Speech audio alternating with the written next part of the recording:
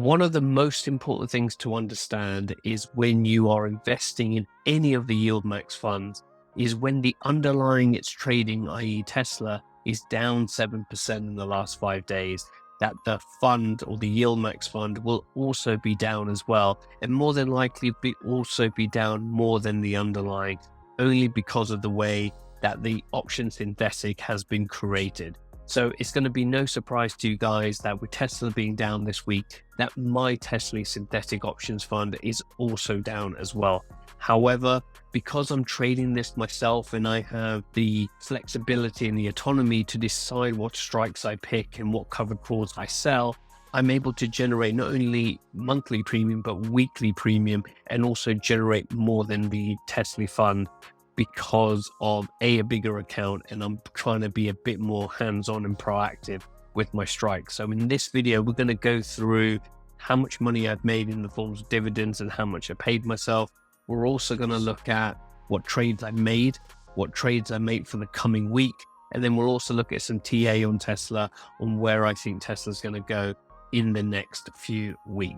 So if you like the sound of that, all I ask for is that you smash that like button and don't forget to subscribe.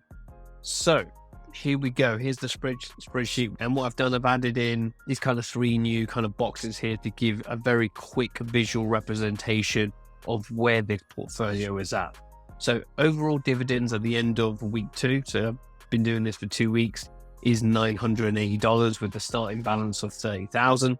Now, for those who are brand new, again, the full playlist is the first link in the description if you want to look at the first 2 weeks videos, but I'm not using the whole 30,000 because I am trading a Tesla synthetic option to get long 100 shares.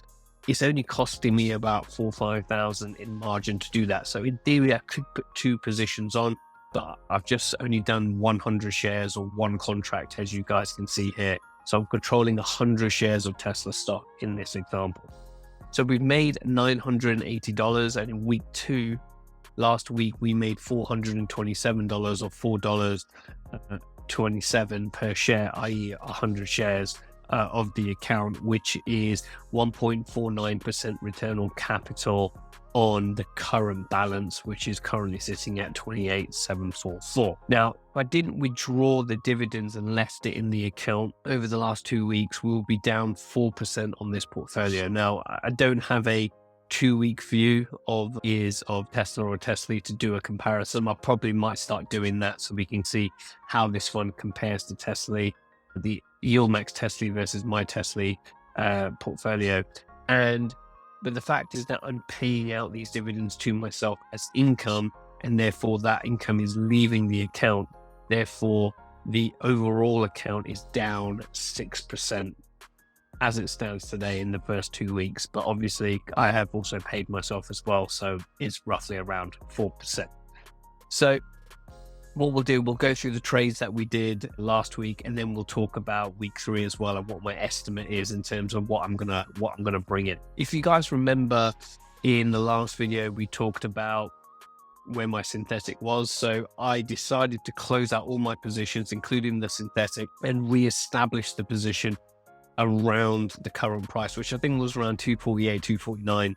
And then I decided to sell the 250 synthetic. So that synthetic is buying a call and selling a put at the 250 strike, which gives me exposure of owning 100 shares of Tesla. So for every $1 Tesla goes up, I make $1. For every $1 Tesla goes down, I lose $1. And if we go to the Tesla stock, and you can see here, it was trading around the 248 mark here, and then all of a sudden on the 3rd, it drops all the way down to 239.08, and then it's fluttered around this area here. So the overall market has taken a bit of a dive this week. So it's not just Tesla that has been down, it is the broader market. So what did I do during this time when this happened from a covered call perspective?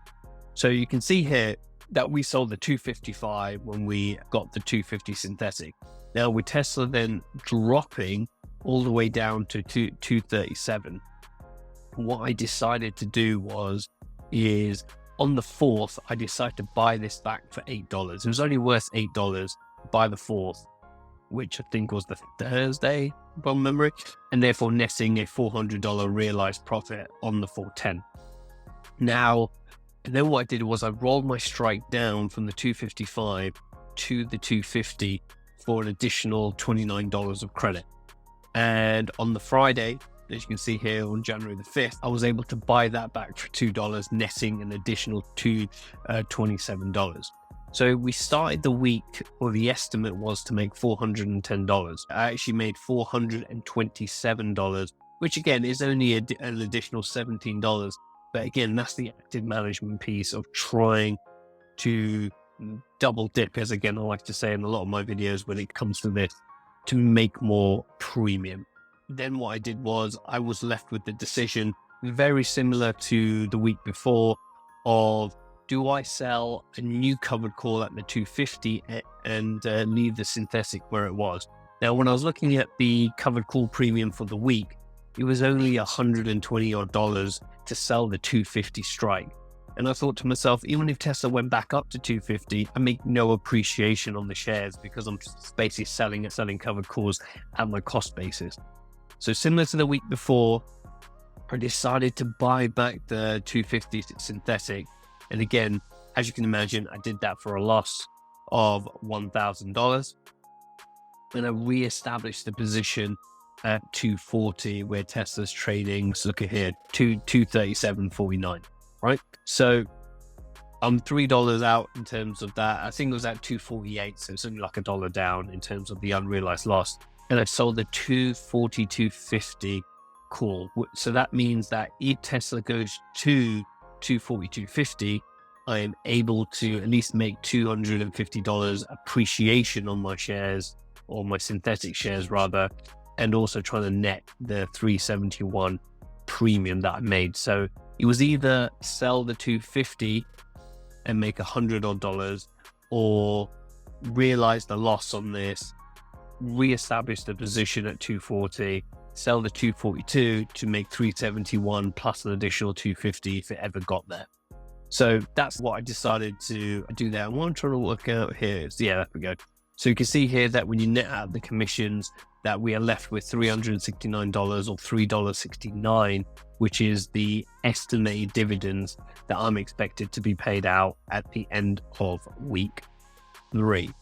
So, and that is 1.28% of the account. So overall, still hitting the goal of over 1% a week, and quite happy with the way things are going. Again, I can't determine what happens with Tesla. All I can do is make sure that I'm watching the market. If Tesla drops, that I am closing out my call for buying it back for cheaper, like I've done here, and then selling lower down. So again, what I'll do if Tesla continues to go down, I will buy this 371 option back for, like here I did for $8, $10, and go down to my cost basis of 240-250.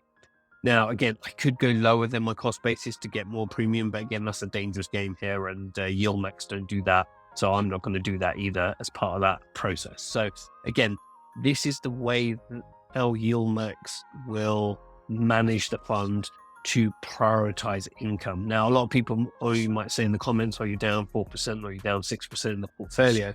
But the goal of this portfolio is to generate income, and not to generate the appreciation or growth appreciation. Now, will I get some appreciation? Yeah, I'm sure I will. Like I did in the first week here, I closed out of this with a 642. 642. So if we have a look at the total synthetic P&L here, what we're looking at, you can see here that we are down 1,779 on the synthetic. And again, that is because if we look at when I started this, Tesla has been going down, which again, I can't control, right? I can't control that. So all I can do is just make sure I pick the right strikes from the synthetic, which I think I have been doing. I don't think I've been doing anything wrong in this situation, but this is how yieldmax do their strategy. And again, I've had some comments around that they do 6 month synthetics and stuff like that, which again, they may do, I don't know. And again, I know you can see how they track and when they do change their synthetics, but I don't see the reason to keep the synthetic in this example at the 250. There's just no point just to make $100 a premium, whether it's an unrealized or realized loss. In my view, it doesn't make any difference. I'd rather just take the realized loss and reestablish the position at 240. That's just my personal view. Covered call income, again, is obviously going to be positive as things go down. So I've made 523. So therefore the net P&L is 1256, which is where you get that 4% from. And when you just do the minus 1779 over the 30,000, it gets you to your 6%. So that's how it's calculated. I'll just highlight over here so you guys can see the sums, and you guys can pause the video here to see where these calculations have come from if you want to replicate something like this. And again, quick plug on my coaching. So again, if you guys would like to learn how to trade options, different types of option strategies for growing an account, prioritizing for income, there are many ways you can use options for. I do one-to-one coaching, again, various packages of how much of my time you guys want to learn this type of stuff. Again, it is in the description as well as in the pinned comment. Hit the join button down below if you guys are interested, and I'll see you guys in the next video.